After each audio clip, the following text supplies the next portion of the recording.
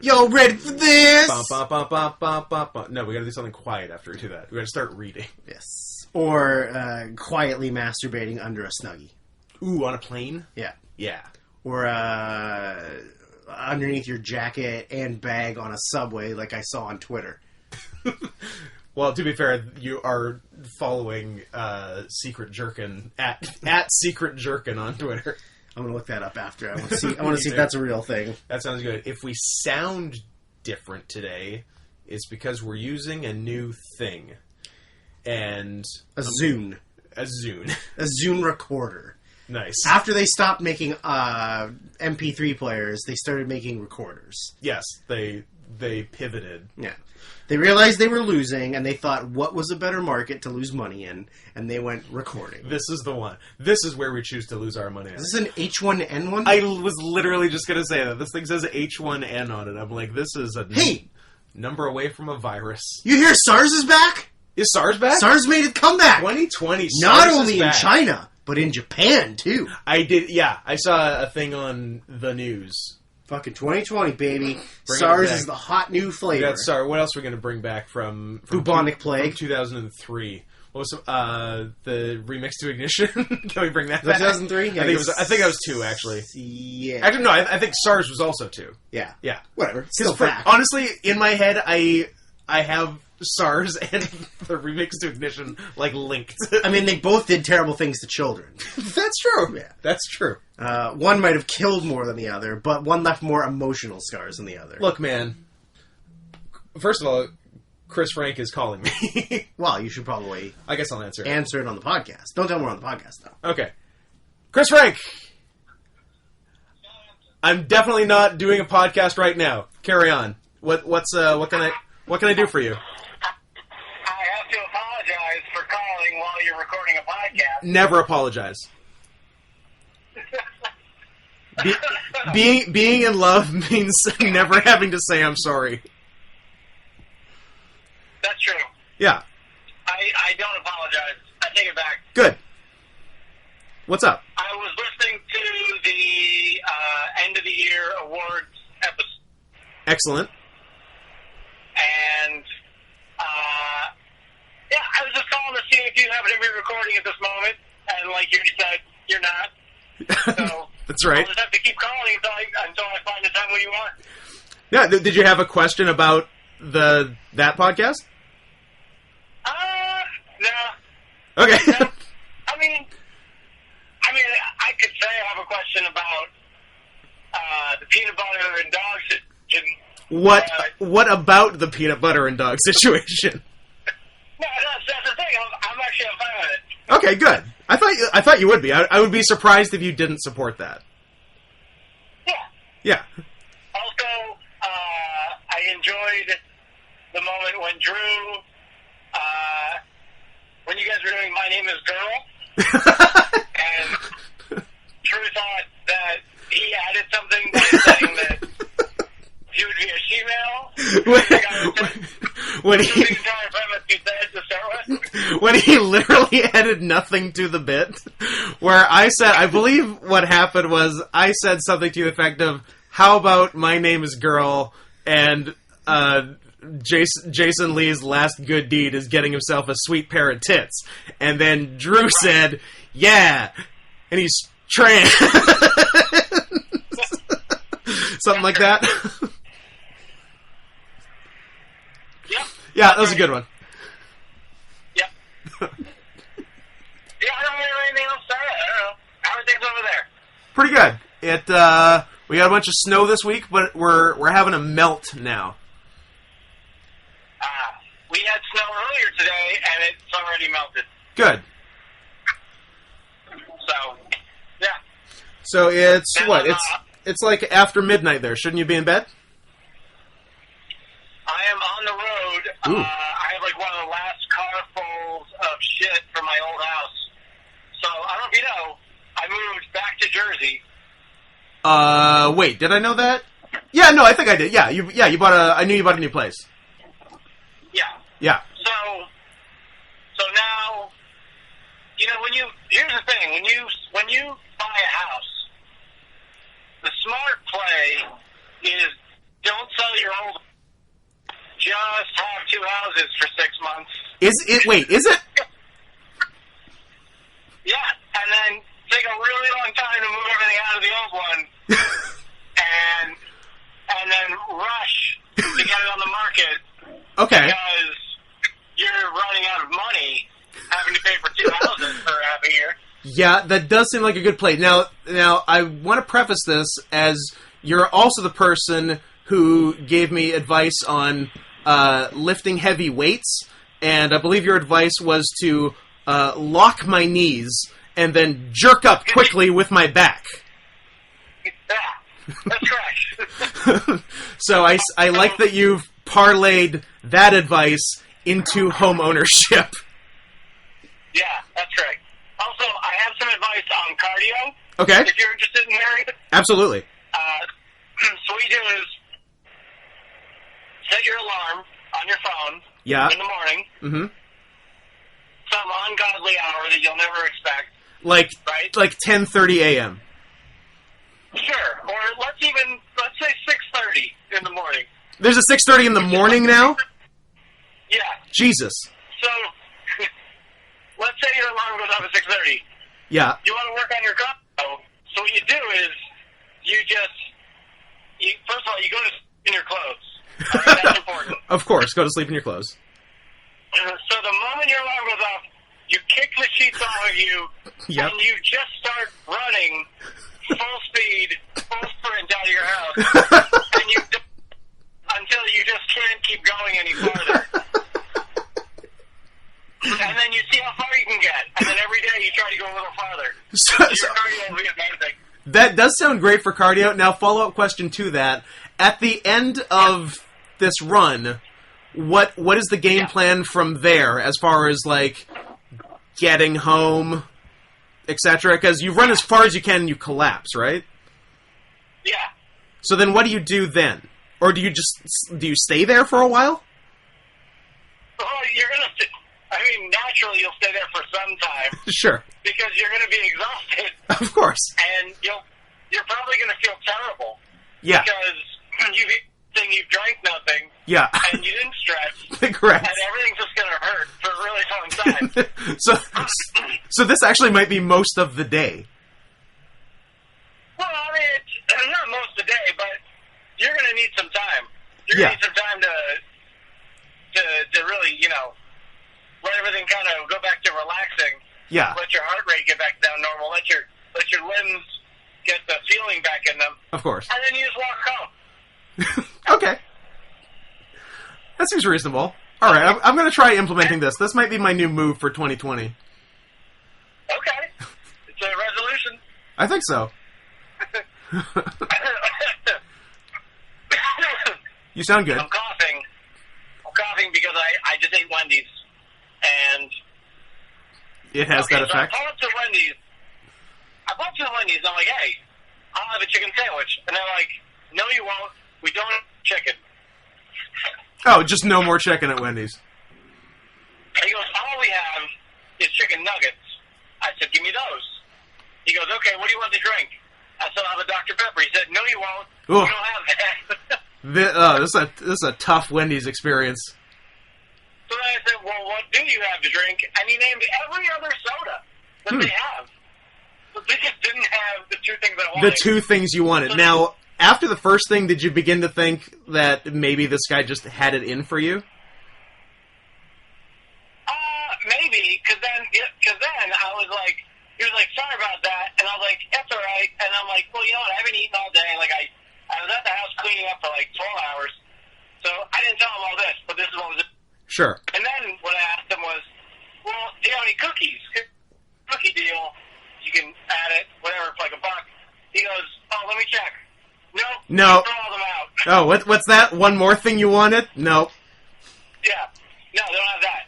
So then I call up and I pay, and he goes, hey, for all the confusion, by the way, there was no confusion. I understood what he was saying. Yeah, nobody was confused, it sounds like. I think maybe he meant for the trouble. Sure. For the inconvenience. But he said for the confusion, he upgraded my medium fries to a large fry. Pretty good. No charge. So, Solid. Sure. It's alright, because you know what? In like 45 minutes, I'm going to be stopping at a Taco Bell. So I'll get dinner too there. Ooh, fourth meal, as it were. Yes, but like back to back. So like have breakfast. Yeah. Right? Have like an early lunch, like 11 a.m. lunch. Then don't eat for a really long time. Eat and drink nothing. Yep. 12 hours. Then eat a meal. Yeah. Then Very quickly. an hour later, Eat another meal. Eat another meal. I like Yeah. it. That's A real, the approach I'm going for. a real dinner bang bang. Yeah.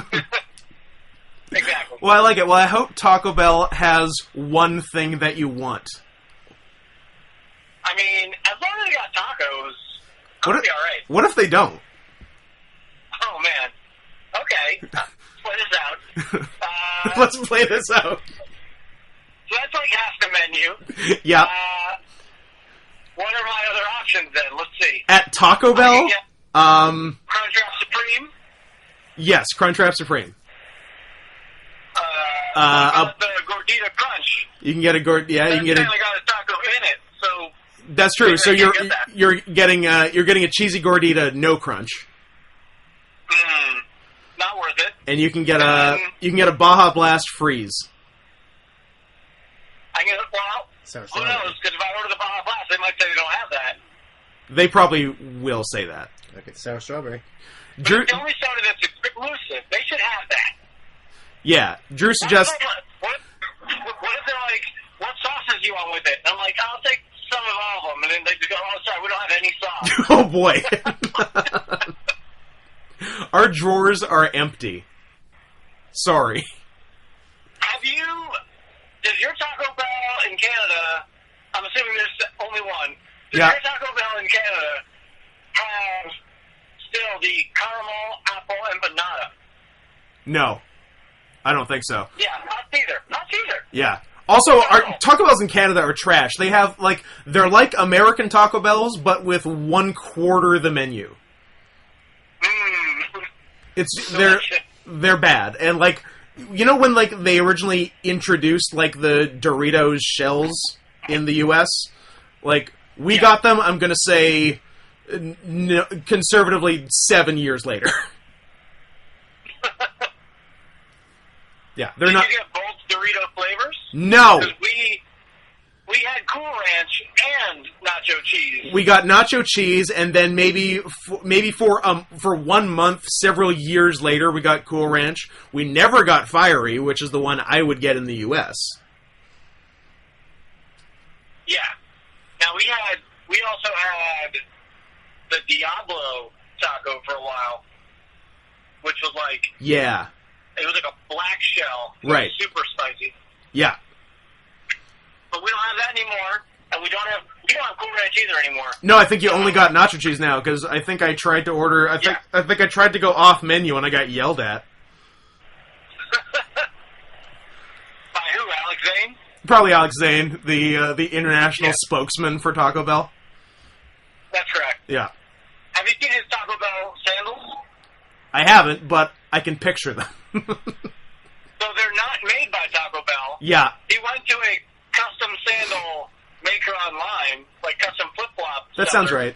And was like, can you put the Taco Bell logo on sandals? And they're like, "Fuck yeah, we can." And they're like, yeah, we don't care about copyright, sure. Yeah, Can they also can you put Mickey Mouse beside it since we're going for it? Yeah. Oh, man. That reminds me of, there was, so, in the old neighborhood I used to live in New York, the Dominican neighborhood, there was a video game store, that they just painted Mario on the side of the store. That seems fine. Yeah.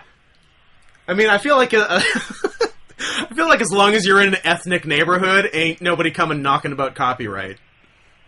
No.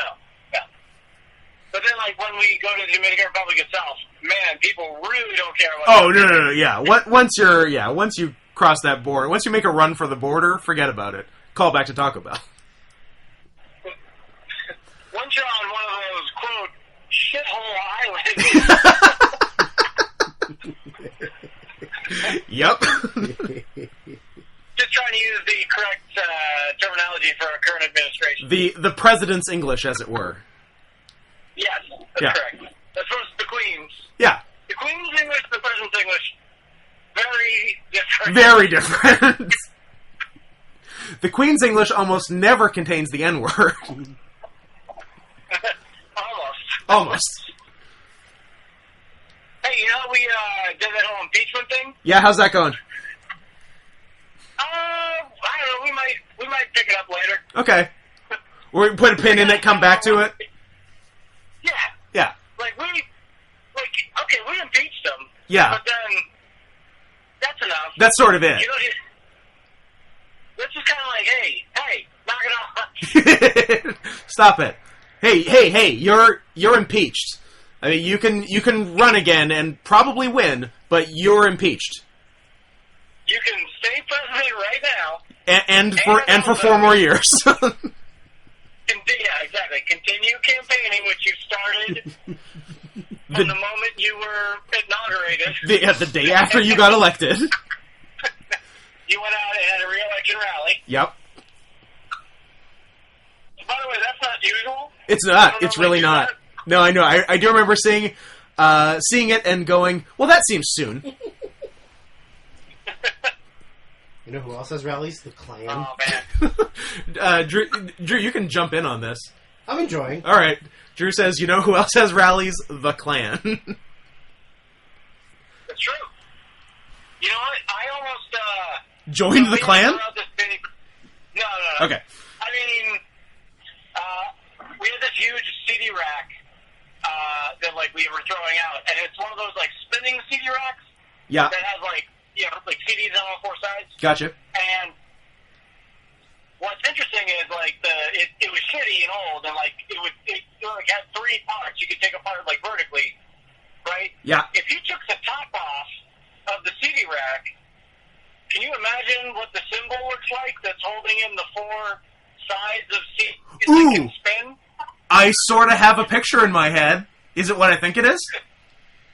It is. Chris, did you make a swastika? It already was a swastika. I learned it from watching you. Yeah, exactly. But so I just put it outside at the curb with a bunch of other stuff, free, whatever, people can come and take it. And I was very tempted to take a picture of it from the top down with the well, and to post it with the description Donald Trump CD rack. Very nice. What's interesting is Drew literally just showed me a top-down picture of it, or something very close to it. Okay. Yeah. There's a wooden one, too.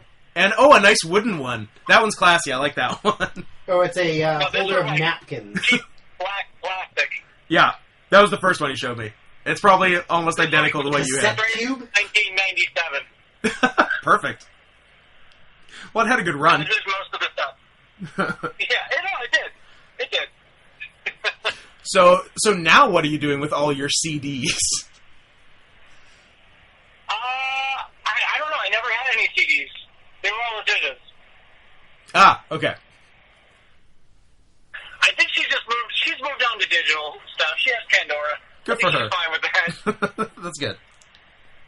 Although she did keep her CD Walkman. Hell yeah. Or Discman, I guess. Love she it. kept that, so she's probably still listening to some right now. It's funny because the other day, when we moved a bunch of stuff, she was like, I got a bunch of VHS tapes, and we don't have a VCR. So I went out and bought a VCR. Big day.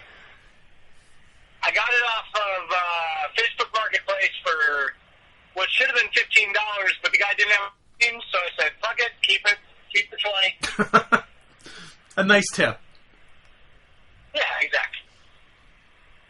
Well, I'm glad you have video head system technology once again.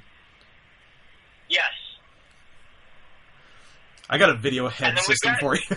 We've got some mini DV discs too. Whatever those were, the old camcorder discs. Oh yeah. And I found an old camcorder that I recorded a bunch of old wrestling stuff on. So now I gotta go through that. Oh, man. But I don't have any way to digitize it. I'm probably just going to put it on the TV and record it with my phone looking at the TV. Oh, perfect. Yeah, you don't. That's the best way to do it. You don't lose any quality that way. No, yeah, of course. I'm trying to think. I can record the audio from it, but I don't have a capture card. I mean, it's not the year 2000. It is. I don't have a capture card anymore. I was gonna say, not a lot of capture cards out there. Yeah, because I had a mini DV camera, and I think it used a FireWire cable, which I have one as well. Yeah. And there's no such thing as a FireWire port on any computers anymore. There isn't. There's no, what is it, IEEE 1394?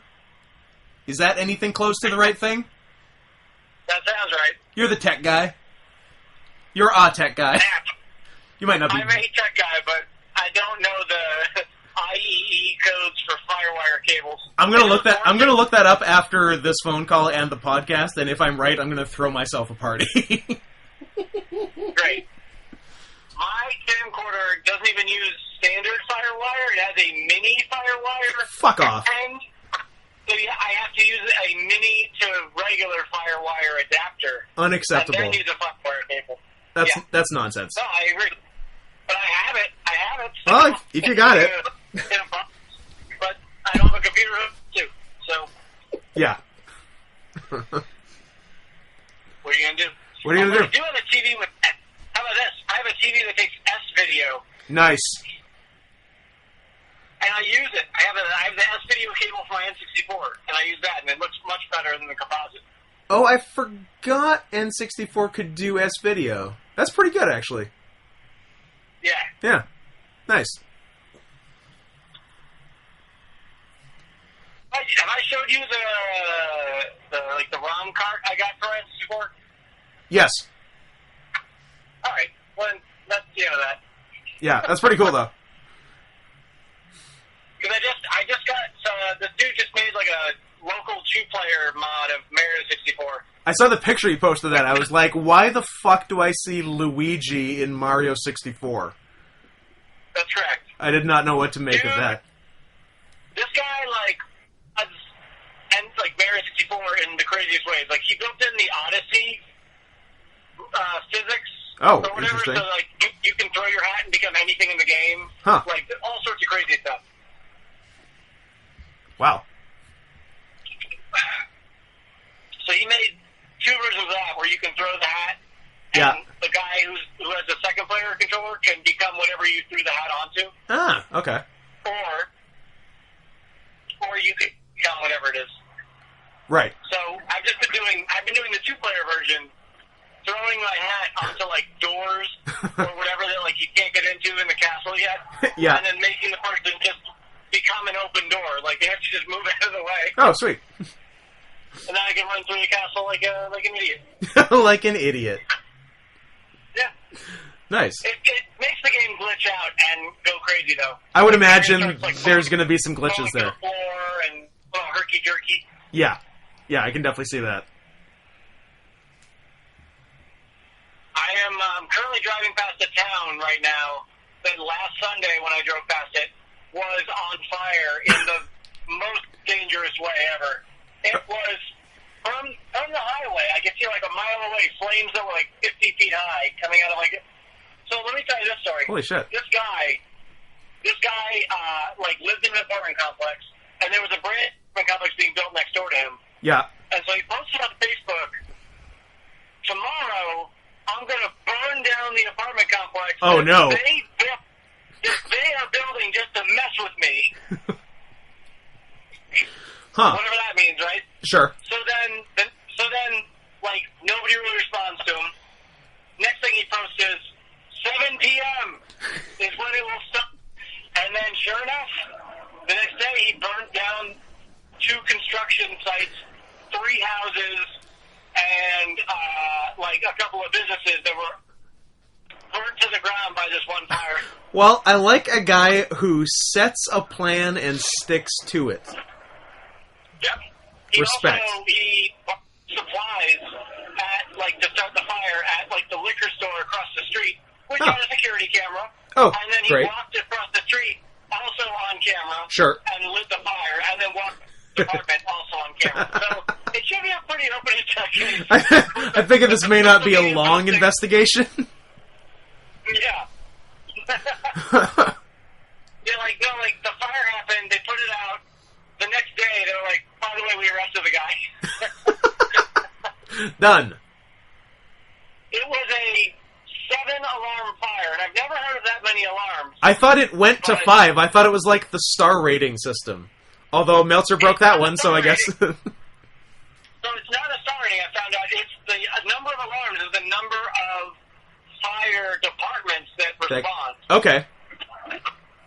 So there was like 7 local towns that all came out there. Damn. And put the fire up. Huh. Yeah. That's wild. Yep. They were like, there was an arrest made, and it's definitely the guy. Well, good. I'm glad they didn't arrest the wrong guy that was all over the security footage. Oh, man. When's the next 3-2-1 battle show? This coming Friday. All right. Yeah. It'll be my first time in the ring in 6 months. Third surgery. Third surgery. Third surgery. Third surgery. Drew, stop chanting third surgery. Well, you know what? You've been out of the ring for 6 months. Time to start working on cardio tomorrow morning. Yep, it is Chris Frank cardio time. Hell yes. Well, I'm gonna try that. What's that? Yeah. I'm assuming that you've been out of the ring for 6 months. So has Drew also been out of the ring for 6 months? Drew was out of the ring for 3 months. 3.5. 3.5. Drew's been back though. Kelly has also been gone that long and isn't back yet. Did he get hurt? Yes and no. No, his one man's hurt is another man's Kelly bitching. Yeah, his back was bad, but I think it's fine now. Emotionally hurt? Yes. Yeah. Yeah, but also his back was bad, but I think his back is doing better. He's also an incel, so He's also an incel. Okay. So, you know, I thought Kelly would be more of like a vol cell. I guess he actually is a vol cell, because yeah. if he made the slightest effort, he could be knee deep. Yeah. Any effort whatsoever. Yeah, so I guess, yeah, vol cell is actually more other accurate. than just swiping no on every dating app. Yeah. So, okay. Yeah. Vol cell. Yeah. So, here's something. Yo. Here's one. Here's one. There's Letitia was telling me about this dude, or not. I don't know what you can call it. It uses they as a pronoun. That's all I'll just say. Okay, I'm already on board. Yeah. That person Yeah. had a crush on a girl Okay. and was always like making it about the fact that they have this crush on this girl. So like nobody can have fun around this person because they have a crush on this girl. Okay. And that this girl's not interested, right? Yeah. And like always ends up like crying about it or like, you know, asking, do you think I should give it, you know, just try it one more time? And it's like, no. How many times have you tried? 3? No, it's not going to happen, right? Yeah. So then here was the kicker. Yeah. That person is asexual. The Right? person, So the girl they had a crush on, or they person No, the they person is asexual. is asexual. Okay. Yes. So obviously that means that they don't have any sexual Yeah. So activity. what were you going to do with the crush? They just wanted the crush to be with them asexually. Okay. And they felt that it was unfair of the person, of the girl, Yeah. to not want to be with them. Asexually. Asexually, yeah. Huh. I was like, that's a lot to ask for. That is Like, kind of an ask. Yeah. yeah, like, well, on one hand, I've already asked you if you want to, like, be with me like, be my girlfriend, like, 3 times. Yeah. And you said no every time. Yeah. So I'm going to try again. Also, we're not going to, if you are with me, we're not having sex. And you can't have sex with anybody else, because then that's cheating on me. Yeah, just to sweeten my already sweet deal. Yeah. I love it. Okay. And then this person always would show up to all the events and make it all about that. It's like, okay. I can great. see that. Yeah. Yeah. So basically Kelly, but Kelly with a crush. Yeah, basically Kelly with even more weird wrinkles added in. I blame his mom. Drew blames his mom. Drew blames his mom or Kelly's mom? Kelly's mom. Drew, do you blame your mom too? No, my mom had nothing to do with it. No, Drew does not blame his own mom. I mean, what if the situation was the exact situation that I was just describing? Yeah. But the girl was Kelly's mom. Not Kelly's mom. Kelly's mom. so Then we could blame his mom. So it's just to recap, it's asexual transgender Kelly with a crush on his own mom. Or Drew's mom. Or Drew's mom. Drew's mom, too.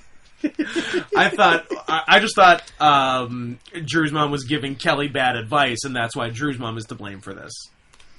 No, it's Drew's mom that Kelly's a crush on, and she's being unreasonable by not being with him in an asexual way. Yeah, I can see all that. And like every time you go to a show, he's always talking about Drew's mom. Drew's mom. And how he wants to know if he should try again because he was getting like a vibe. Like the last time they saw, got like a little bit of a vibe, and he wasn't sure whether he should do something about it or not.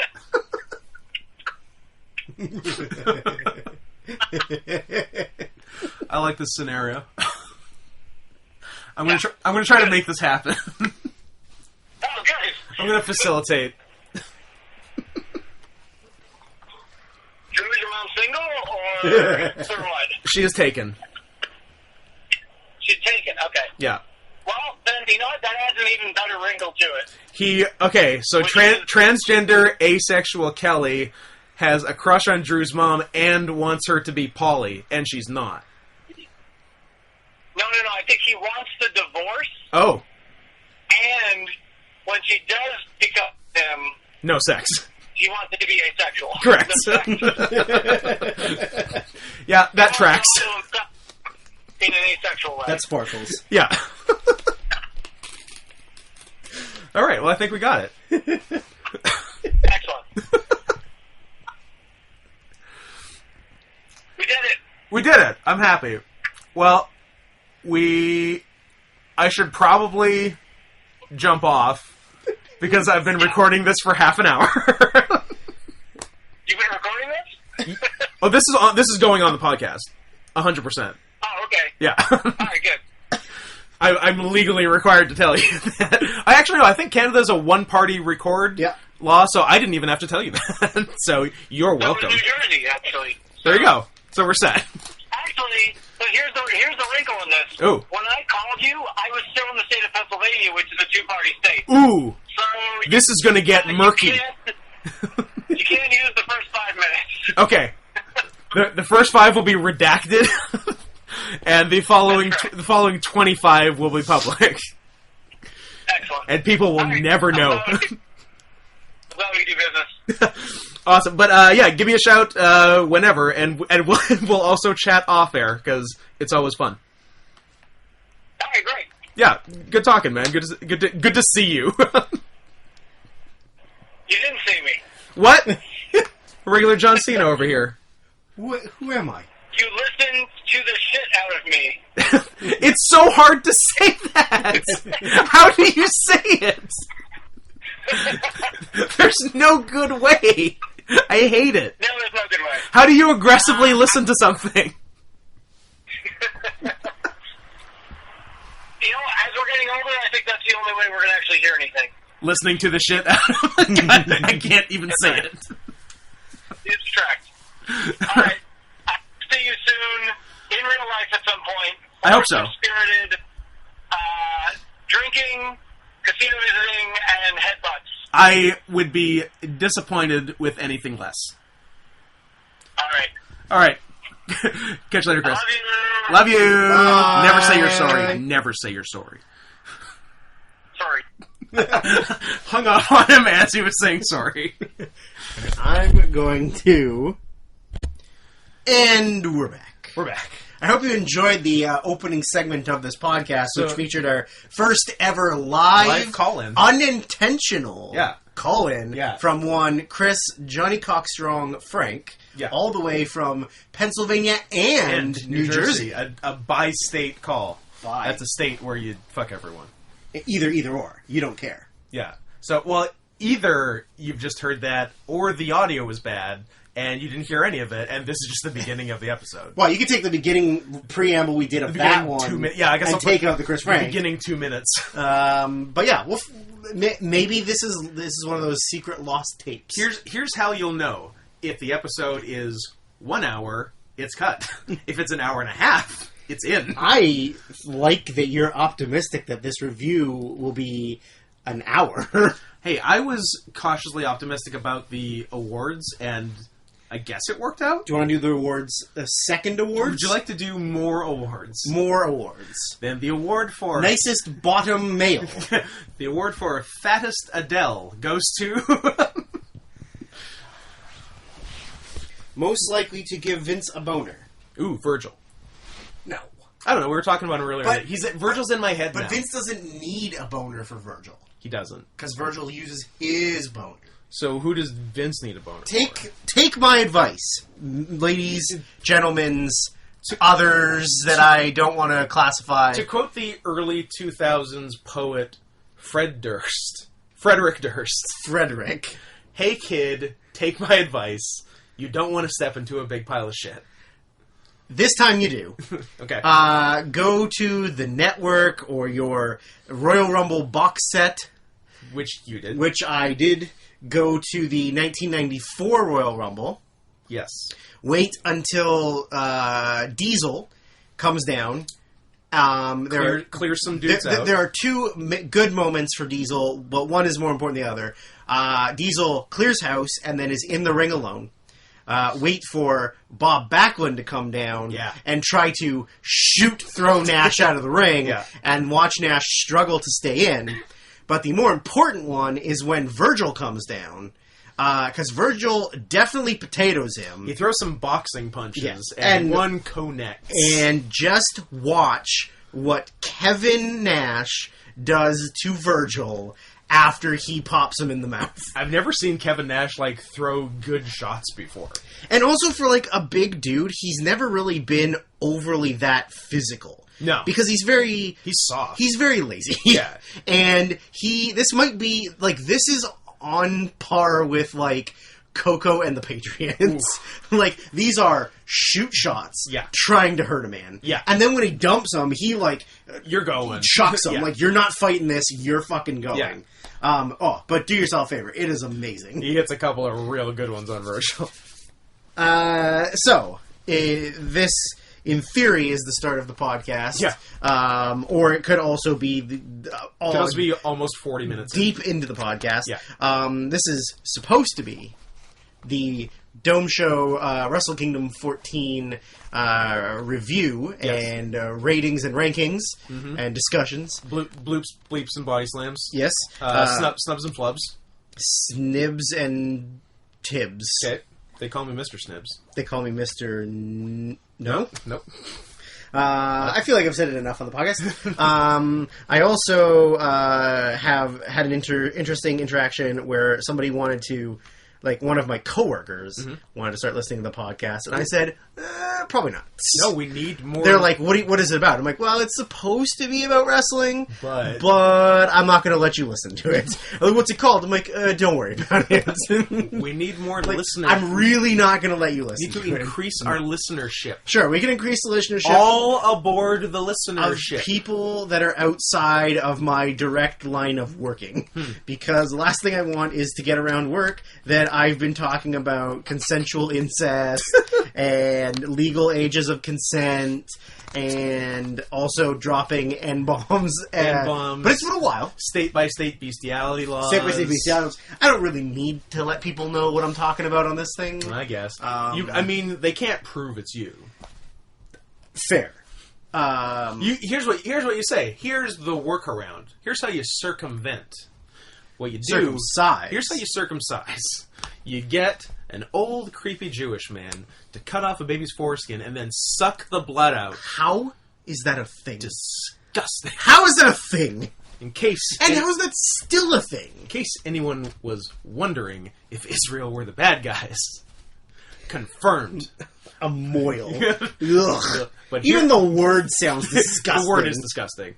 And I like how, when you think of the guy on Seinfeld, and he was disgusting. Yeah. Perfect. I also just think of Mel Brooks in in Robin Hood Men in Tights. Yeah. Because that's a moil. Your past and current favorite movie. Yes. It's fucking good. Anyways. But here's how you circumvent.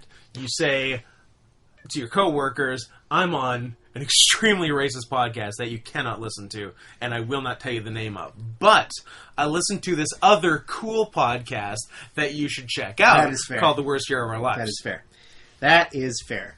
I did describe it because to someone... we never refer to each other by name on the podcast, Drew Smith. So that is true, Scott Henson. Damn it. I was describing... And we never give out our Twitter handles at Sarian Softpaws. Yeah, because that's wrestling. You can't associate me and wrestling. That's true. Drew, I never associate you and wrestling. I've seen you wrestle. Thank you. Thank you. At not Scott Henson. Hit me up. DM me weird stuff. You get enough weird stuff. Oh, man. Please it's DM wild. me pictures of your wife naked. Yes.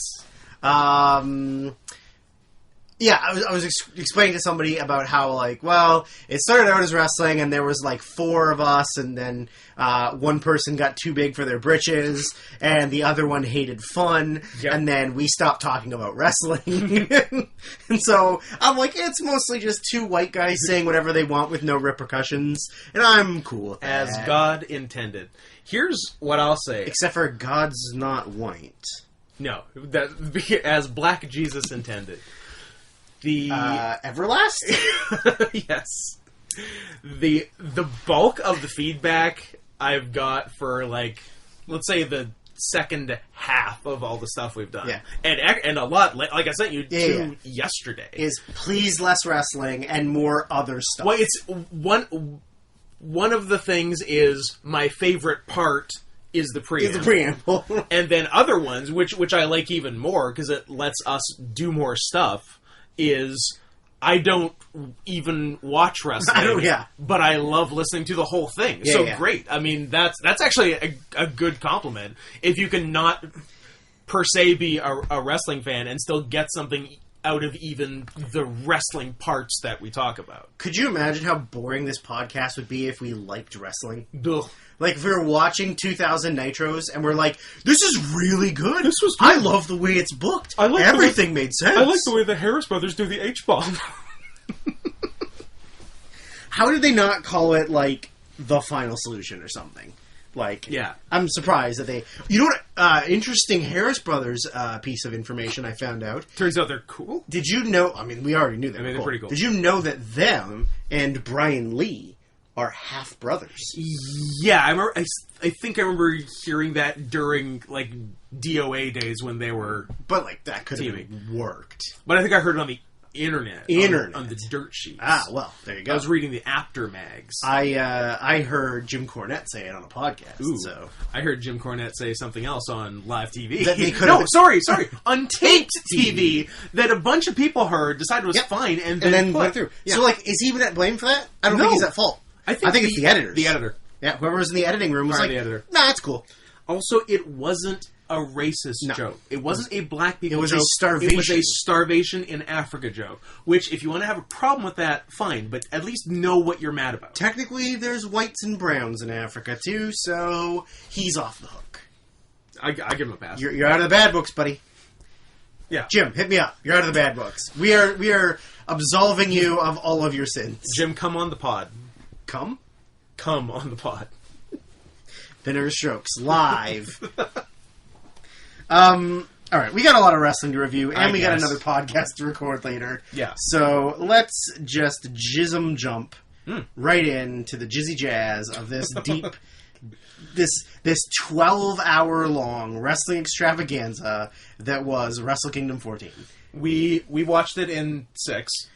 Because we didn't watch other things. I need a little sip of that, or I need a sip, or I will die. Don't chug it. Don't cough in it.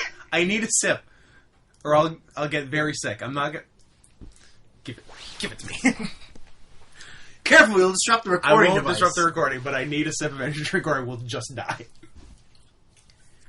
Thank you. Just finish it. No, it's fine. You whore. I just needed something. I'm good. I'm fine.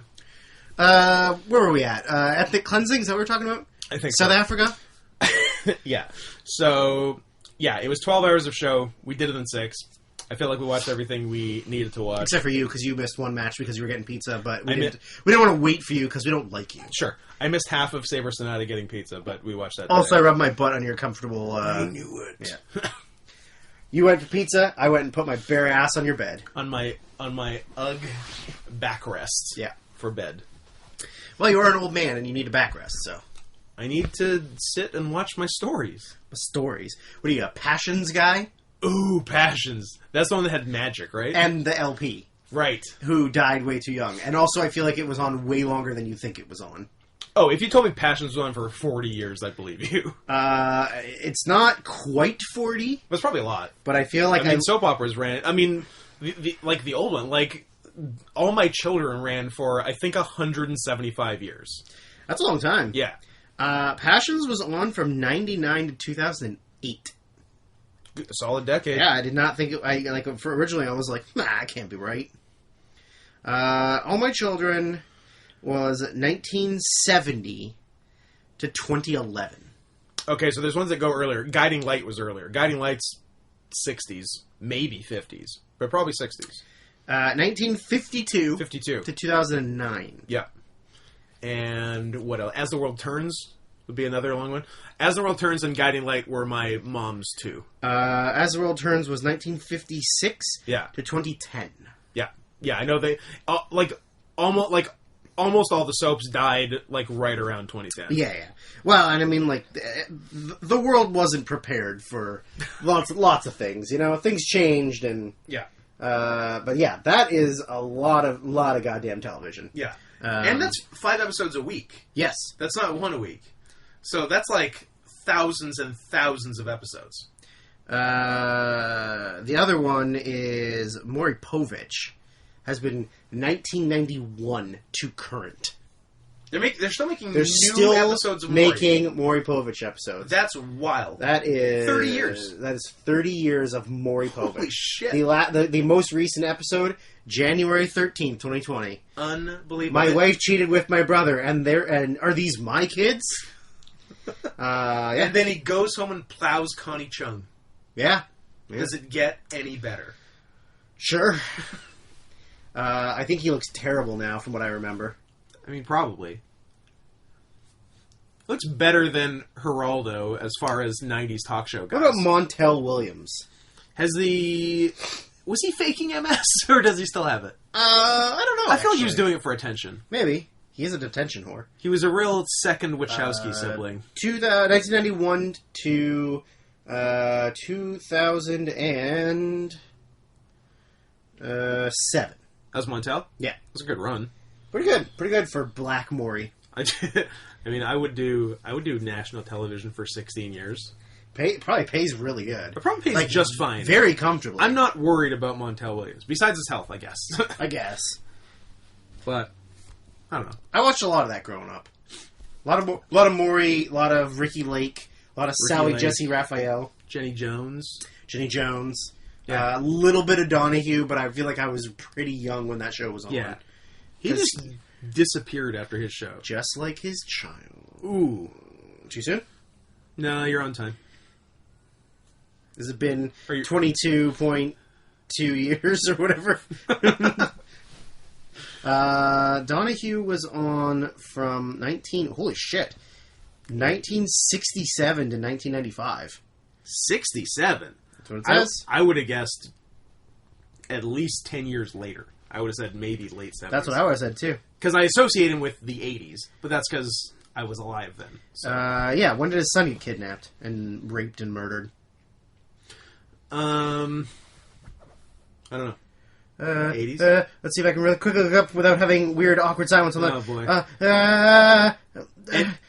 So that happened to Donahue and John Walsh? John Walsh. Yeah. Well, I mean, it was the 80s, and that's when it was the 80s. That's when people's kids got Kids kidnapped. were flying off the shelves. Your parents weren't scared about you getting kidnapped? No, but I was a special case. Because you're special needs. Yes, but my parents weren't worried about me getting kidnapped because my parents, in quotation marks, kidnapped me. So the odds of me getting re-kidnapped from them Interesting. were small. And they, to their credit, they knew how to hide a kid. There you go. I'm not gonna lie. I think I made that up in my head. I don't think his kid was kidnapped. I think he just did shows about kidnapped kids. Probably. I think you're just thinking of John Walsh. John Walsh is definitely, he definitely had his kid kidnapped and fucking murdered. Like, beheaded. Like the worst murder. It was a bad one. 1981. Was John Walsh? Yeah. Yeah. In Hollywood, Florida. Ooh, the good Hollywood. He was abducted from a Sears. And that's why Sears is out of business then. It doesn't actually say when he... Oh. Apparently, in 2007, there were apparently people thought that Jeffrey Dahmer did it. I think that's... And that's... yeah. But I was going to say wishful thinking. That's not exactly what I meant, but, you know. It was a serial killer named Otis Toole, and he looks exactly as you would think he looks like a serial killer? Hell yes. From Jacksonville. Yeah. Died in prison.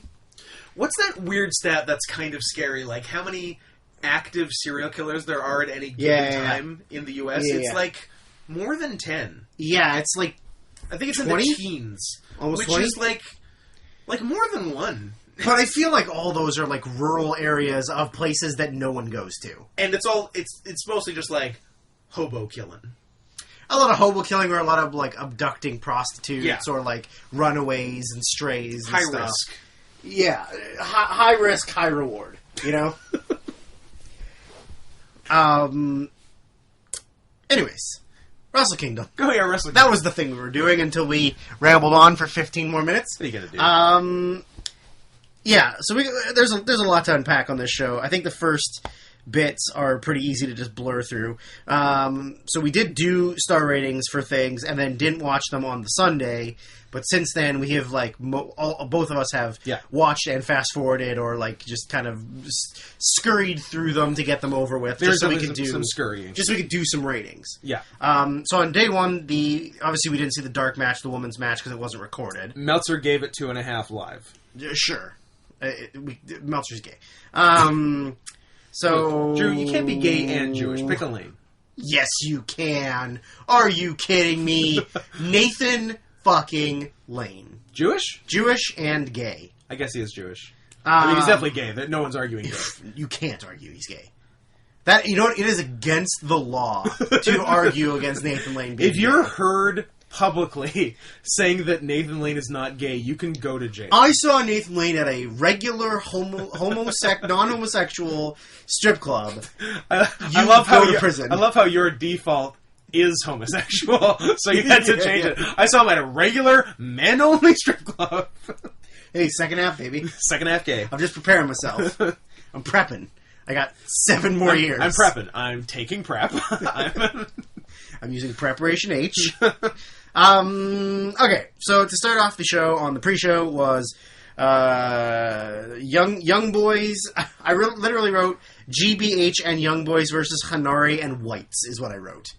Yeah. That, of course, was the typical get the Young Boys and whatever leftover olds you have on the show. Yeah.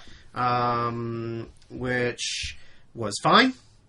I don't feel like it was anything of note. It was a dark match 8-man. I think that the whites are better than I remembered them being. I think the whites are promising. I think I only saw them a couple times and was like, they're okay. Yeah, and then I saw them and I was like, they're all big, muscular dudes. Yeah, no, I think a lot of them... I think probably all 3 of them will be something. Now, I don't think his name is Coughlin, because I heard commentators call him Coughlin. I would rather call him Coughlin, so if that's what you're hearing, let's go with that. But does that mean anything? Who knows? I don't know. But I'm happy to call him Coughlin. I would rather. Hanare and the whites won. Yeah. You and I both said the whites. We both said 2 for a star rating.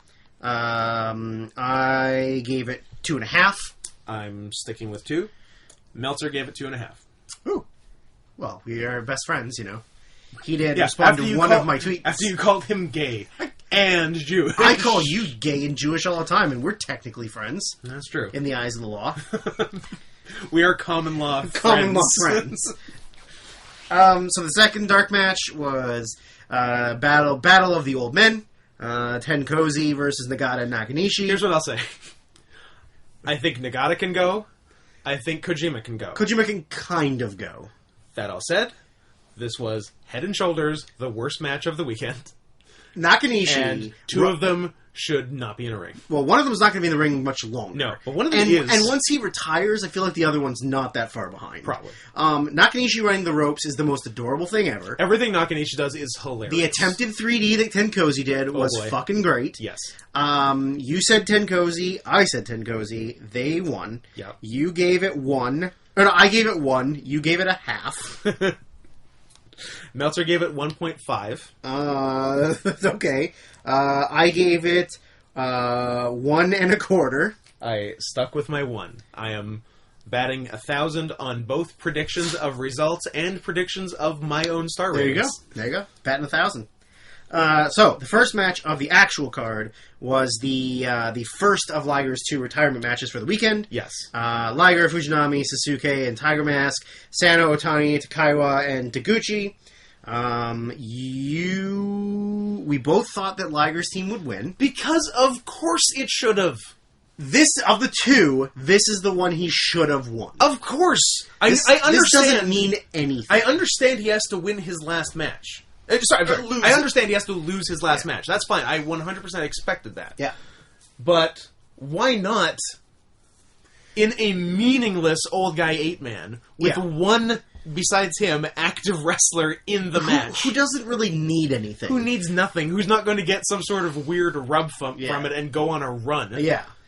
I mean, who knows? Maybe he will. Maybe he will. He's literally done nothing It since seemed then. so obvious that Liger could beat one of the old guys on the other team and have 40,000 people in the Tokyo Dome cheer for the last Liger win ever. Yes. But no. Didn't happen. Liger is a rare, maybe the only case in the history of pro wrestling of being too selfless. Because I honestly can't think of another person who is like that in wrestling, because most other people are scumbags. Sure, I mean, not like he really had much of a choice, but I feel like Kurt Angle towards the end was really just all about, wrestling the guys he wanted to wrestle, putting them over. Yeah, sure. But, that was also, too, it's not like he can go in there and say, well, no, I'm going to beat Baron Corbin, thank you. And they were like, no, that's not, sorry, Kurt. Yeah. You can wrestle AJ, you can wrestle Ray, you can wrestle Chad Gable, but, you're doing the job to Corbin. Sorry. So I had said 2, you had said 2.5. Man, did this match overachieve. Agree. It was so much fun. 3.5. The match itself was as you'd expect, a bunch of dudes in their 50s and 60s, and a guy in his late 30s, early 40s. Taguchi's 40s for sure. Yeah, so early 40s. Fujinami's 66. There you go. So and the rest would be 50s. Suzuki might be under... Tiger Mask is under 50, Suzuki's under 50, Otani is just right over around 50, Takaiwa would be late 40s, Sano's over 50 for sure. Yeah. Let's talk about Sano. Killed it. Both days. Crushed. But Sano was awesome. I was really hoping this would give him the bug, and then they'd be like, hey, I'll take Liger's spot on the roster. If he's out, I'm in. It's not like he needs a full-time job, but like... But it would be cool. He should do... I would love him to do something like have a match on the next... Best of the Super Juniors. I was like, that's probably too much for him. Like a bunch of singles matches, obviously. They could all go like 4 or 5 minutes. Sure. But, like, just a match on one of the big February shows in something would be cool. That'd be cool. Like, just put him in an 8-man. Because, like, his tope looked good. His tope was good. He moved pretty good. Yeah. Like, he didn't look bad. Like, his face looked like Mac and Me, as Kelly pointed out. His face didn't look like me. But like, he could other than Taguchi, he looked the best in shape. Yeah. And even Taguchi's not, like, in that good a shape. Yeah, he's just, fine. Whatever. Yeah. But yeah, it was pretty good. Yeah. Like... so you said 3.5? 3.5. I don't remember what I said, so I gotta look. I said 3.25. There you go. 2 3/4 from Big Dave. All right. I mean, that's fair. Also, he's from a distance. So the next match was an 8-man tag. That was Ingor Benalis versus Suzuki-gun. Yeah. This was one that we didn't watch the day of and watched was later. Pure fast forward on the day of. We saw the finish because we always watch the finish. We watched the finishes, yeah. We both said LIJ. We were both wrong. I said 3. You said 2.5. Yeah. It was honestly what it was. You know, like it was an 8-man tag with a couple good guys on both teams, and then a couple of whatever guys. It was really just to sort of further Sonata and Sabre, but not in the way we thought, because we thought Sonata would beat someone on the other team, but it was Sabre beating someone on the other team. And then gloating about it outside the ring afterwards. Which is also another way to do it. It was a good way to set it up. Yeah. But other than that, it was just like your basic 8-man tag. Like, there was some good stuff in it and some just completely wasted time. Also, they didn't really get a lot of time. I gave it 2 1/4. I also gave it 2 1/4. Well, there you go. I thought it was the better of the 2 8-mans. Definitely. Absolutely. The other one, which is the next one, is Chaos. Did I say what Meltzer gave that? Oh, no, you didn't. Meltzer gave that 2 3/4. Okay, so a little bit better than we thought. Yeah. But he gave it the same as the old guy tag, and I thought the old guy... I don't know. The old guy tag was just more fun. It's just more fun, but from a wrestling standpoint... If it's pure wrestling, it's about the same, I guess. Similar, but yeah. There's so much more to like about the old guy. The next one is, Chaos, Goto, Yano, Yoshihashi, and Ishii versus Bullet Club, Fale, Chase Owens, Kenta, and Yujiro. You and I both said Chaos. We were both correct. Yeah. And you gave it 1 3/4. I gave it 1.5. And what did David Meltzer give it? David Meltzer gave it 2.5. Oh, David Meltzer, you are dumb. I gave it 2. I gave it 1 3/4. Ooh. It was nothing. Like, it literally was nothing. It was nothing. Other than Kenta, no one on that other team is good. Fale could not have been trying less. Fucking He Fale. looks terrible. He looks so bad. He doesn't even wear gear anymore. No. I do kind of like that he's dressing like an African warlord, sort of. Yes, that's not Or like that's a not Southeast bad. Asian warlord. Yeah. But he sucks. Yes. He's so fucking fat. Chase Owens is a waste of life. And other than having a hot slut come to the ring with him, Yujiro might as well just fuck off. Yeah. Here's a hot take. Picture what Bad Luck Fale looks like. You got it? Okay. Chase Owens has the worst build on that team. Yes. He looks worse He than looks Fale. terrible. He looks like... No muscle definition. He looks like the shittiest indie guy. Which is exactly what he is. Except that he's on the New Japan Dome show. Yeah, whatever. Like, being in the Bullet Club, it literally means nothing. No. It's like being the touring drummer for Kiss at this point. Like, oh, cool, you're the 5th drummer they've had. Like, there's no more Catman, there's no more Egyptian. Is there a fox? There's maybe a fox, yeah. Now you're just like... I only know the animal Now you're ones. just a guy with red lipstick on. You're just a trans Now you're just guy. a trans man. You're just a cross-dresser is what you are. Yeah, it was nothing. The Demon, the Starman, the Trans. The trans. So the next one is the IWGP Tag Team Championship match, which was Guerrillas of Destiny versus Finn Juice. What the fuck? Finn and Juice? What the... that didn't we... I agree. Should be the name. I came up with that while we were watching, right? Yeah. I was like, because I was telling Shane, Yeah. like, hey, guess what these idiots' name is? Fin Juice. I'm like, wait, it should be Fin and Juice. Sucking on Fin and Juice. So, what is Juice Robinson doing? He's the policeman from the Village People, But gayer? but gayer and with weirder colors and a bad mustache and a terrible perm. It's crazy. He looks like gear and entrance stuff aside, just like his actual facial look, he looks like the worst Doug Furness. He looks like a white character in an anime. Yeah, which is maybe what he's going for. Like that they're making fun of Westerners. Yeah. And that's the Westerner character, and he has the character would have a Texas accent, Of course. regardless of looking like a total queer. Yeah. And if we've learned anything, there ain't no queers in Texas. I thought they were steers. Yes, there's steers, ain't no queers. There's only steers only in steers. Texas. And You know what they say about Texas? There's steers.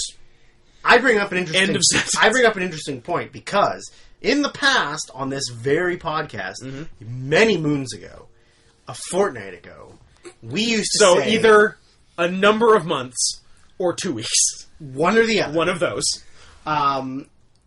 Where we had jokingly said that all of your exes live in Texas. But if there ain't no queers in Texas, then how do your exes live in Texas? That's true. All my exes are steers.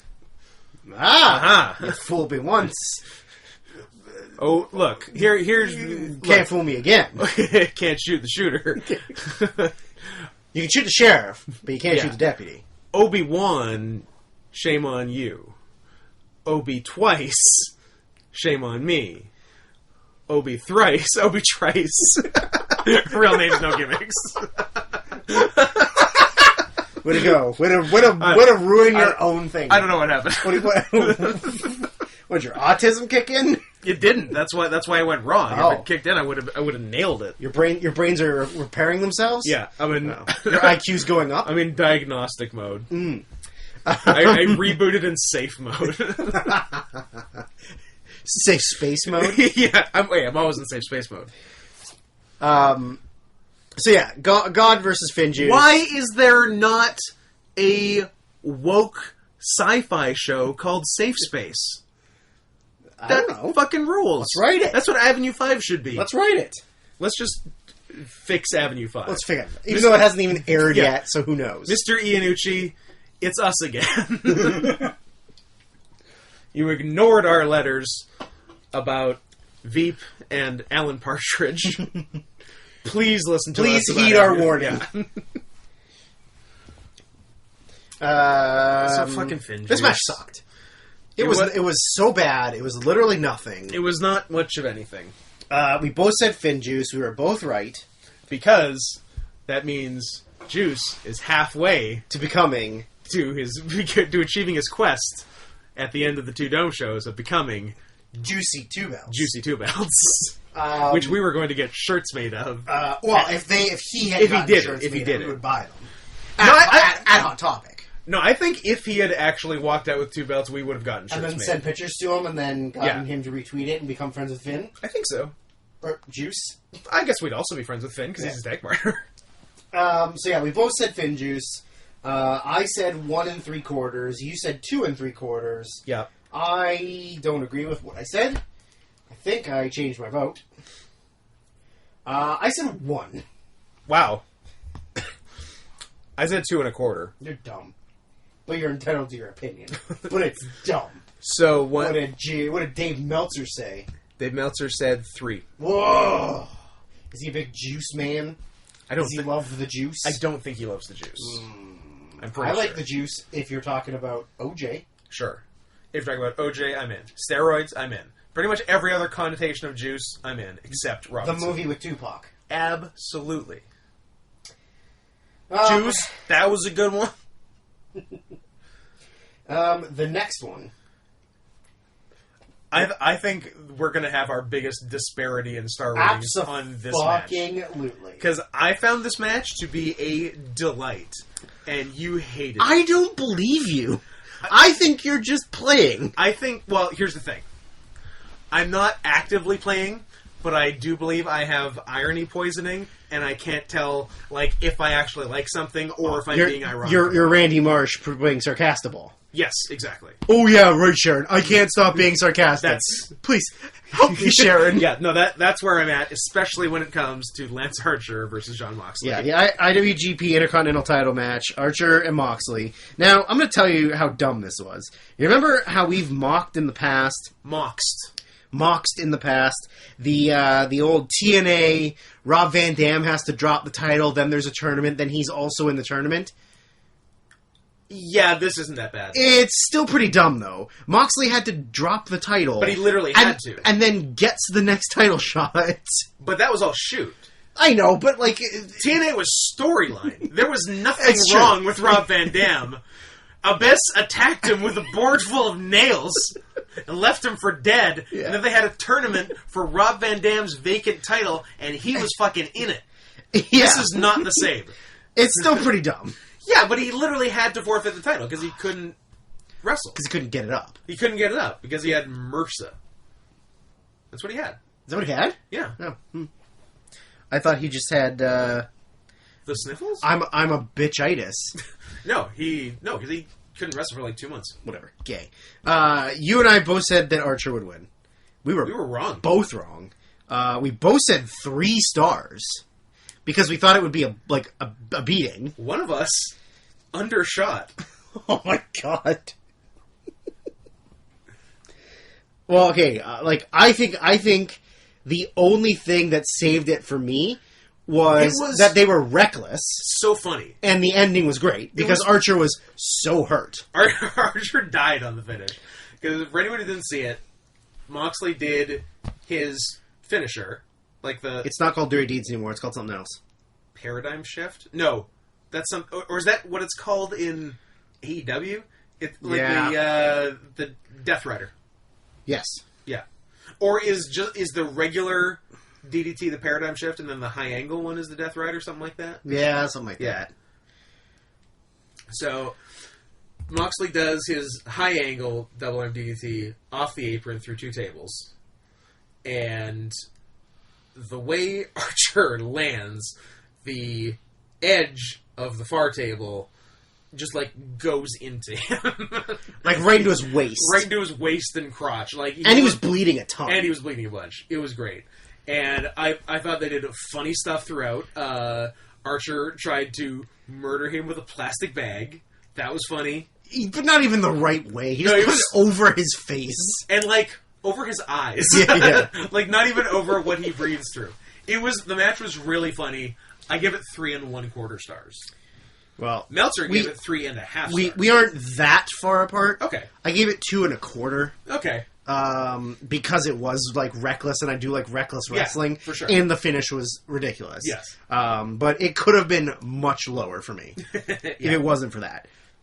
Yeah, 3.5. So that means this has set up Moxley versus Juice on day 2 to get Juicy 2 belts. Correct. Which we didn't watch a second of. No, not even. So the next one was the IWGP Junior Heavyweight Championship, which was William Ospreay and Hiromu Takahashi. You and I both said Hiromu. Yeah. Because I believed that Ospreay was moving up to heavyweight. And I don't see you being wrong incorrect as it stands. You said 4.5. I did. I said 5. Yep. I am sticking with my 5. Mm-hmm. I think it was ridiculously awesome. Mm-hmm. And the fact that Ospreay hurt his foot halfway through and still did a bunch of shit. Yeah, fractured his heel. Yeah. That's pretty crazy that he still did all that shit on a broken foot. Yes, and which, of course, we didn't know at the time, but we found out afterwards. Exactly. And the shit he broke it on was one of the coolest spots of all time. For me, it's very cool. You know what was the coolest part? Was when he ran back at Hiromu at the ring, and Hiromu, flipped him through the ropes, and he rolled. Yeah. It was perfect. Yeah, never lost momentum. It was... I mean, I don't know. These guys, did a bunch of really cool stuff. It was really fast-paced. There wasn't really, a ton of, boring downtime, which like sometimes you get in longer Ospreay matches just because like obviously he's fucking tired. Yeah. But yeah, I'm sticking with my 5. Here's what I'm going to tell you about your 5. I think you're right. Like all the cool stuff they did. They actually had some story, which was nice. And I'm always a fan of the build to the finisher, hit the finisher. Holy shit, he kicked out. I don't know if anyone's kicked out of the time bomb yet. BT dub. Mm-hmm. And then boom, new super finisher. Done. The super finisher. Yeah. I mean, I also did like that Ospreay was working the neck. Yep. Which was really good. Like, surprising that Ospreay didn't take any bumps that looked like he was severely hurt on, like he always does. But he did still get hurt. Under his own, like, flips. But yeah, it was dope. It was killer. What did Meltzer give it? Meltzer 5 7/8 of a star. He gave it 5 1/4 live, revised to 5 1/2 after watching it on tape. All right, cool. You're a cool guy. So next was the first of the 2 main title matches setting up for the main event the next day. Yeah. Jay White, Tetsuya Naito for the IWGP Intercontinental Championship. You and I both said Naito. We did. We were both right. Mm-hmm. You said 3 1/2. I said 3 1/4. Meltzer gave it 4 1/2. I don't know why we were so optimistic about a Jay White match. I don't know. You'd think it would be in the 3s. You'd think. Was it? I don't know. I don't think it was. It might be 3. I think they have bad chemistry. They do have bad And I think Jay White is terrible. And I don't care for him in the least. I give it negative 90 stars. I think if Jay White was a face, he'd be more passable. I think I'd like him. Like if he was in Juice's spot. No, if he was in, like, Moxley's spot. Okay, yeah. Like, I think if he was... Because I think he's a good wrestler. I think he, like... Is he? Because I remember, like, in, I don't know, 2017, maybe? He had a match with Ospreay in Ring of Honor. And it was great. And it was just like a face-face, like, good wrestling match. But he doesn't do those anymore because he's a heel. He's got facial hair to tell you. And he has facial hair that will alert you as such. And I know some people like the fact that as a main eventer in New Japan, he's very different than all the others, which I agree that variety is the spice of life. But I don't like the way in which he's different, because it makes his matches worse. I just don't think he suits the New Japan style of wrestling. Yeah. I think he's so American. I think he's very weak on his strikes. Yeah. And a lot of the flashier, high-flying moves he does are lower impact, slower speed, or less fluid as Tanahashi or Naito or Okada or like whatever. Like, yeah, he could probably be on that level if he adjusted his style to what fits him. Yeah. But I think him trying to do the New Japan main event style doesn't fit for him. Yeah. Like, you know, he'll do strike exchanges, and they're very weak. Mm-hmm. Or, like, a move that somebody else would do very fast and fluid in motion, and, like, really just, it works really, really well. Yeah. His just seemed to have, like, a stalling aspect, or, like, a not-so-smooth aspect to everything, where it's almost like he just has to hit the spot, and it doesn't matter how well it looks, or how good it looks. Like, so I don't know, I've never been a fan. I just do not care for him at all. And if Kenta's going to be the guy that takes the Bullet Club forward, I am totally cool with that. Fine, yeah. Yeah, I mean, for me, it was really boring, really bad. Maybe I don't want to give them 3. I gave it 2 1/4. I'll go 2 3/4. Yeah, I don't think they're in 3. It pissed me off. Yeah. Now that I think about it, yeah. Yeah, pissed me off. Yeah, it's fucking gay. Obama's fucking gay. I'm Barack Obama, and I'm gay. And I'm gay. So, we both said Naito to move on to the main event. We were both right. Yeah. So, it's Naito against the winner of Okada Ibushi, and one of us, White versus the loser of Okada Ibushi. One of us kept being right. It was me. Hey, guys, it's me.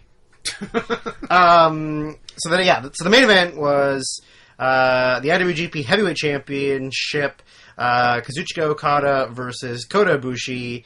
I said Ibushi. You said Okada. We both gave it a 5. I'm going to... That's right. And I am very reluctant to predict 5. I feel like you don't often do it. It's setting up for failure. I think Also because you like to be pleasantly surprised. Sure. I don't like to set my expectations at the top, and then anything less is disappointing, even if it's 4 3/4. I am the opposite. You're the opposite. I like to be disappointed. You make them earn it. I like to be disappointed. That's true. I like to hate things. That's true. I'm trying to think of... Because I've predicted very few 5s. I don't know if I did for Okada Omega. I think I went 4 3/4 for that. I don't think I went 5 for anything last year. I might have gone 5 for Okada Tanahashi 2016. Yeah, maybe. That might be it, honestly. Maybe. Yeah. Yeah, I can't really think of too many that you've done. I mean, I don't do that many, and usually the ones I do are the main events of dome shows. No, they're absolutely ones that could be, and fairly often are. Yeah. But, yeah. So, I was wrong, because I thought they were going to give Ibushi the moment and then have Naito ruin it to be the heel, but in fact, that didn't happen. And Naito's a big old babyface. So... Yeah, it was good. It was really good. I still, I don't know what it is.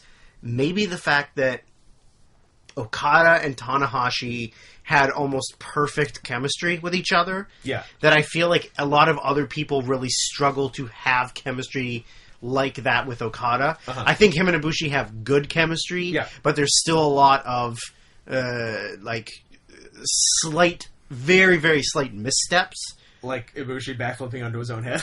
That was pretty funny, though. That was nuts. And also the fact that he was fine. Fine. But, yeah, I just feel like, I don't know if it's just, because, nobody can argue this, and if they do, I will hit their face like Psychosis 2 did to Conan. Okada can fucking go. Okada has probably the best gas tank on anyone in wrestling. Yeah.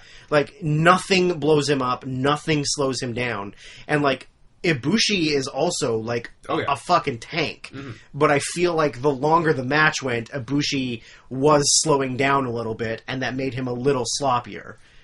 Mm-hmm.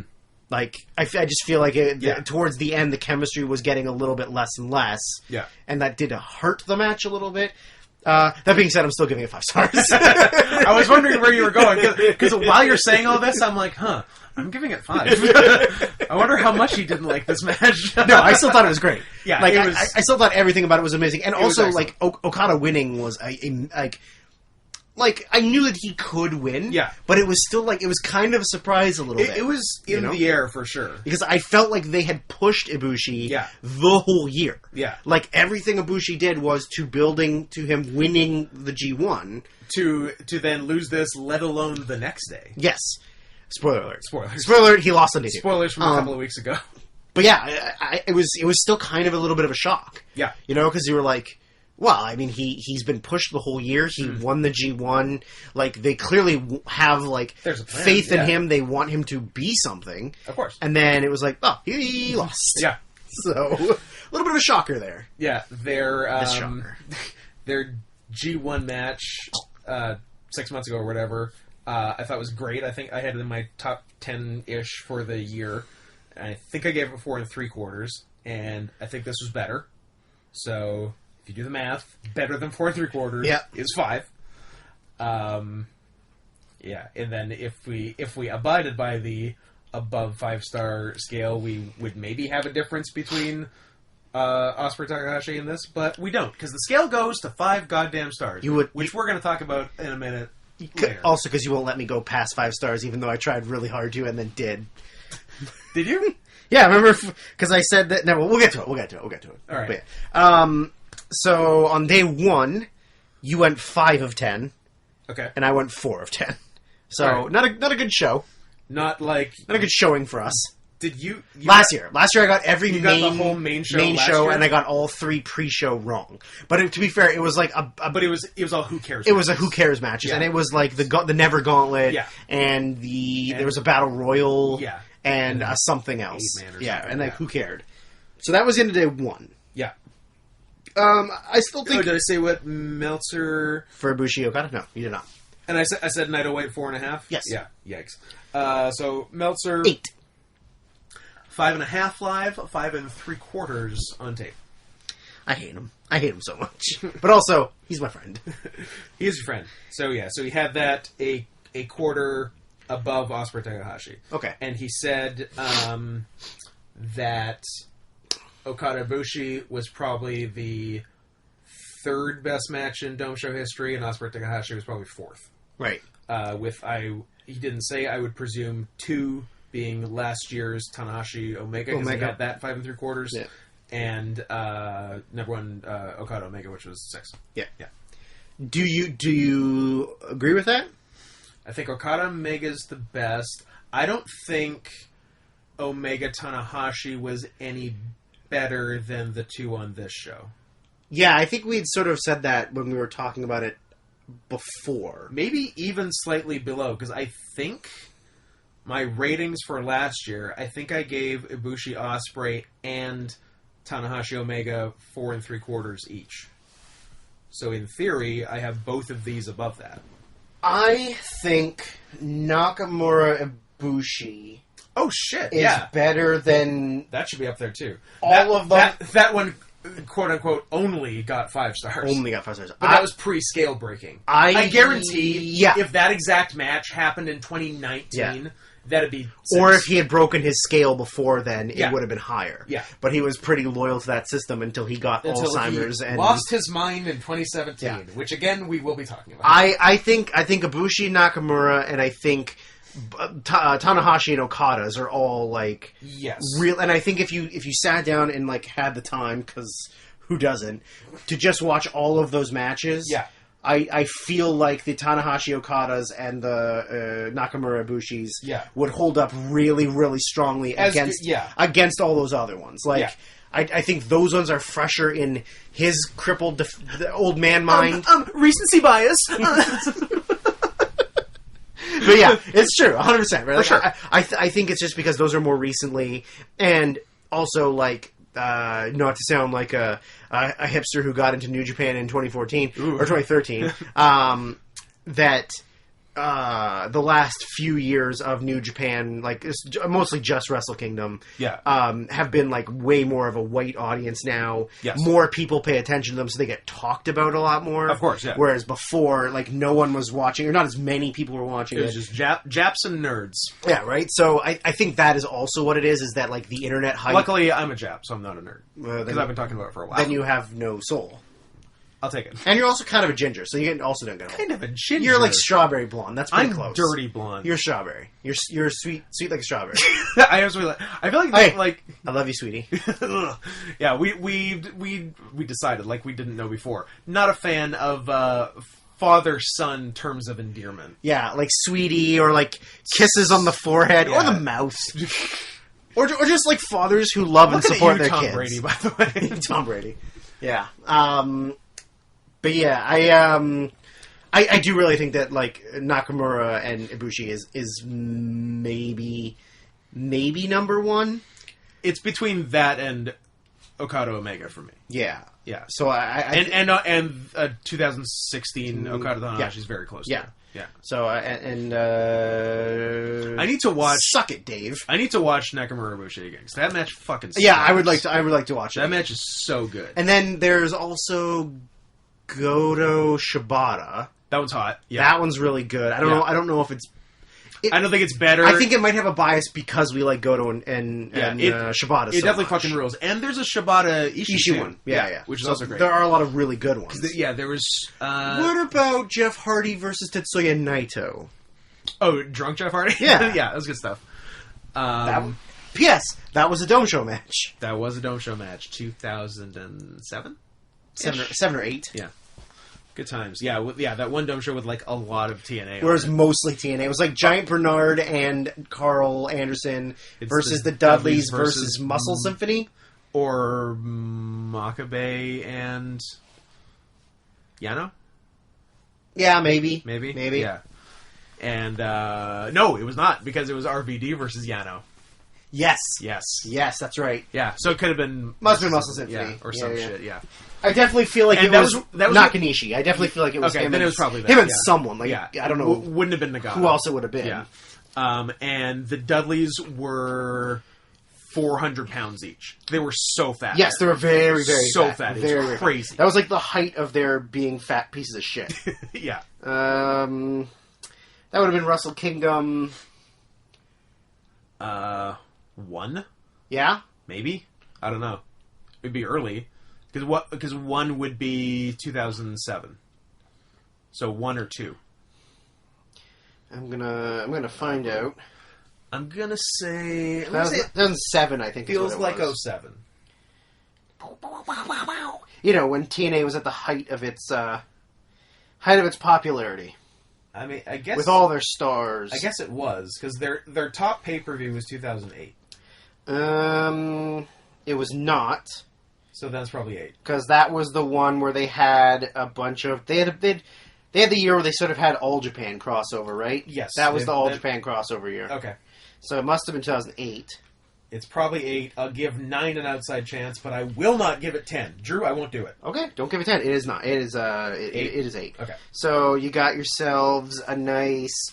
I like reviewing one Dome show and going over Just talking another. about another one from 12 years ago. AJ Styles, Christian Cage, and Petey Williams defeat Rise of Milano Collection AT, Minoru, and Prince Devitt.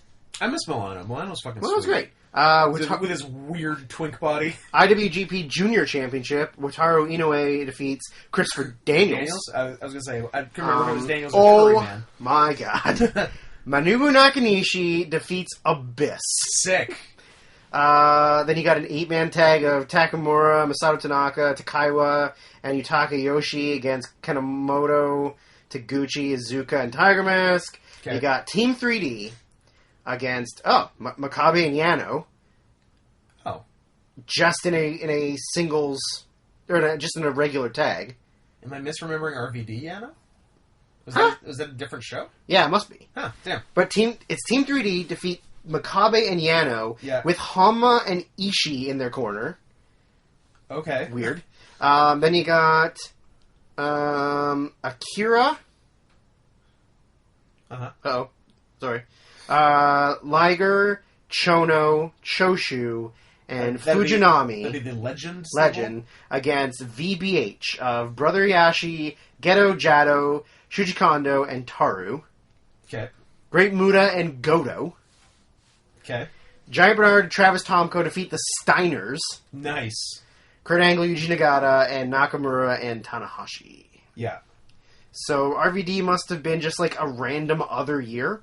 Or the next. Oh yeah, because Jeff Hardy wasn't on that one. Because that's not Hardy Naito either. Yeah. Yeah, so it has to be. So maybe it's if it's 10. They Scott, do 2 years. If it's 10, you gotta kiss me on the butt. Did they do 2 years of TNA bullshit? Jesus. They absolutely fucking did. Unacceptable. The next year. So this is 09? Yeah. So they had Mystical Prince Dammit Taguchi versus Averno, Geto, and Jado. Liger and Sano versus Kanemoto and Inoue. Sano's back, baby. Sano's back, baby. And P.S. Sano was old as fuck then. Motor City Machine Guns win the IWGP Junior Heavyweight Championship from Yujiro and Naito. So it's not even this year. They did 3 years of crossover. Turn it off. This is over. Tiger Mask versus Loki. Okay. Nash, Angle, Chono, and Choshu. Wow. Versus Bernard Anderson, Izuka, and Ishii. That's interesting. Nagata, Tanaka, Jun Akiyama, and Nakanishi. Oh, Jesus Christ. Team 3D versus Makabe and Yano for a second fucking year in a row. Yeah. Nakamura Goto versus Misawa and Segura, and Tanahashi versus Keiji Muto. That Noah crossover match is good. That Nakamura Is it? and... What is it? Nakamura and Goto versus Misawa and Segura. Yeah. I can see that being good. It's very good. Yeah. Man, I can't believe I mean, to be fair, New Japan wasn't good then, but how much crossover with TNA. Yeah. Like, it's bad. It's really bad. Is it the next year? It has to Is be. it the next year? It is absolutely next year. So, here's the match. Hirasawa Super Strong Machine and Inoue versus Liger, Okada, and Kanemoto. Then you got Apollo 55 against Inferno and Ultimo Guerrero for the junior tag. Then you got Naito and Yujiro defeating Team 3D and Giant Bernard and Carl Anderson for the IWGP Tag Team Championships. So was Naito Jeff Hardy the year before? No, it hasn't happened yet. I'm gonna die. Masato Tanaka and Tajiri versus Akebono and Yuji Nagata. Sick. Nakanishi Chono, Choshu, and Terry Funk defeat Abdullah the Butcher, Ilzuka, Ishii, and Yano. That's a match. Makabe versus Muhammad Yone. Weird. Marufuji versus Tiger Mask. Tanahashi versus Go Shiozaki. Segura versus Goto for the GCH. And Nakamura and Takayama in a match I believe we watched that was very terrible. Yeah, it's not good. So, we're way too deep We're into into this. 2011 We're in now? 2011, and we still haven't seen Jeff Hardy's name yet. So, if it's not 2011, I'm throwing my phone at I you. guess it is, because 2011 was also Jeff Hardy's thing.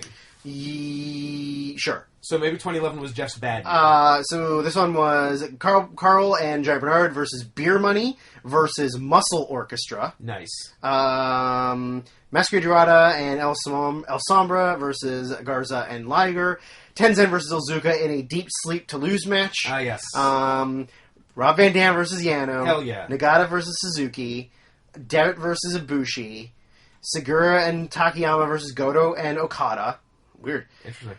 TNA World Heavyweight Championship match. Jeff no. Hardy versus Tetsuya Naito. Hell yeah. So Jeff had a bad, early 2011. Yeah, real bad. Because he was absolutely fucked up in this match. Yeah. And the famous Hardy Sting is, I think, March. Yeah, 2011. March, yeah.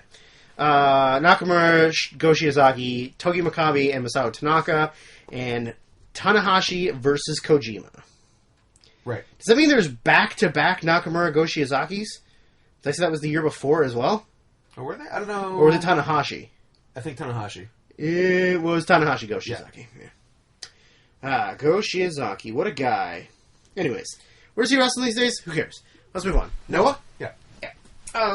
Okay, so that was a nice breather from day 1 to day 2, Yeah. just reviewing previous shows that have ridiculous results on them. What was the one other thing I TNA had 3 back-to-back years. 4. 4 Yeah. back-to-back years of Heavy representation. heavy, on Dome shows. total non-stop action, Impact Wrestling. Wait, no, 5. 7, 8, 9, 10, 11. Oh my god. 5 years. It was a span of And 4, they but it was ruined 5 Okada, notes. and you're going to give them... Yeah. Wowzers. Wowzers. Wowza. What was the thing I looked up? I was looking up if there had been 2 5-star matches on a show before. Okay. There has been 1. Okay. It was NXT TakeOver New Orleans? Mania Weekend 2018. Uh-huh. Whatever that was. So it was the Gargano Ciampa Yeah. and the fucking ladder Oh, match, the ladder match. which gave some very interesting people 5-star matches. Lars Sullivan. EC3. EC3. Yeah. Killian Dane. EC3 was literally only there as a base. Yeah. That's the only reason he was there. As was Killian Dane. No, Dane's pretty good. He's better than EC3 Please for sure. call him by his government name. Big Cummo. Thank you. He makes big comes. Yeah. So, yeah. Inside Nikki Cross. Yeah. So, just a reminder that those 3 guys have a 5-star match. Bryan Danielson does not. Maybe his rematch with Bray Wyatt will get 5 stars. Maybe Bray Wyatt will have the top 10 worst matches all to himself of 2020. I can see it. I mean, him versus Kane at Saudi Arabia is going to be bad. Ooh.